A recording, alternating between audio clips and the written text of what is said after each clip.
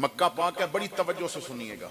एक खातून है, बड़ी अमीर हैं, दौलत बड़ी है, उन्हें ना कुछ अरसे बाद फिर किसी गुलाम की जरूरत पड़ती है। तो मंडी में गई तो चंद गुलाम देखे, उन गुलामों में एक छोटा सा बच्चा भी था, रंग काला, चिपटी नाक, शक्ल अच्छी नहीं थी, मगर जब बाकी सारे गुलाम खरीदे तो उनमें वो छोटा बेटा यानी सस्ता मिल रहा था तो उसे भी खरीद लिया। जब घर लेके आई और बड़े गुलामों को मुख्तलिफ किस्म की ड्यूटियां दे दी तो छोटे गुलाम को अपने घर के काम के लिए रख लिया।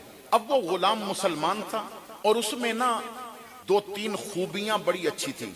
उसने मालकन के पांव पकड़ के कहा कि मैं आपका गुलाम हूं, कभी गुलामी में और काम में कोताही नहीं करूंगा, लेकिन आपने ना एक मेहरबानी करनी है, हरम से जब आजान की आवाज आ जाए ना तो मुझे रोकना नहीं। जब हरम से आजान की आवाज आ जाए मुझे रोकना नहीं, मैं क्योंकि अभी नाम नहीं ले रहा, जब मैं नाम लूंगा तो उलमा को समझ आ जाएगी मैं किसकी बात कर रहा हूं। बड़ी तवज्जो से अब वो वक्त पे जाए, नमाज पढ़े।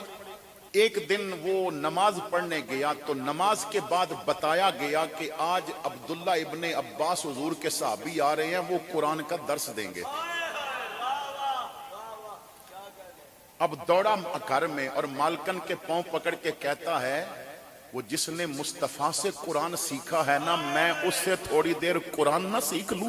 वो जो कुरान का पहला मुफस्सर है जिसे मेरे मोहम्मद ने सीने लगा के कहा अल्लाह इसका सीना कुरान के लिए खोल दे, आज वो आया है, मैं उससे कुरान ना सीख लूं? तो मालकन ने कहा जा सीखा, जितनी देर वो दर्स देते हैं सुना।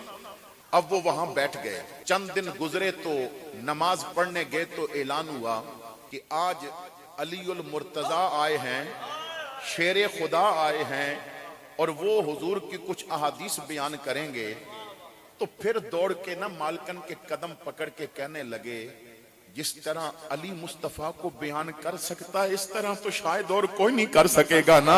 मुस्तफा के घर में बैठ के अली ने परवरिश पाई है, इजाजत दो मैं थोड़ा सा अली से भी दीन सीख लूं। कभी पता चलता है अबू हुरैरा आ रहे हैं, कभी पता चलता है अब्दुल्ला इब्ने उमर आ रहे हैं, कभी किसी सहाबी का पता चलता है। अब मालकन ने शौक देखा, है गुलाम, मेरी खिदमत भी बड़ी पाबंदी से करता है, लेकिन ना इसे कुरान से बड़ा प्यार है, इसे हदीस से बड़ा प्यार है, इसे दीन से बड़ा प्यार है। तो मालकन ने सोचा कि अगर मैं इसे दीन की खातिर आजाद कर दूं, ये शौक से दीन पढ़े, तो हो सकता है दीन को इससे फायदा हो, और अगर इसने दीन को फायदा पहुंचा दिया तो जहां इसके तज़किरे होंगे ना वहां मेरे लिए भी तो दुआएं की जाएंगी ना, वहां मेरा भी तो जिक्र होगा ना कि किसी ने एहसान किया था अल्लाह की रजा के लिए। तो बुला के कहा, बेटा मैं तुझे ना अल्लाह की रजा के लिए आजाद करती हूं, अब तू मेरी खिदमत की फिक्र ना कर, तू कुरान इतना पढ़ के हुजूर के दीन की खिदमत कर सके, तू हदीस इतनी पढ़ के मुस्तफा के दीन की खिदमत कर सके।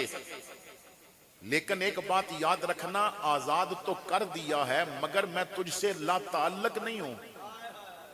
तुझे जब भी कपड़ा जरूरत हो ना तो मेरे पास आना, खाना जरूरत हो तो मेरे पास आना, मैं तुझे ना मां बन के तेरा ख्याल रखूंगी और तू मुस्तफा का दीन पढ़।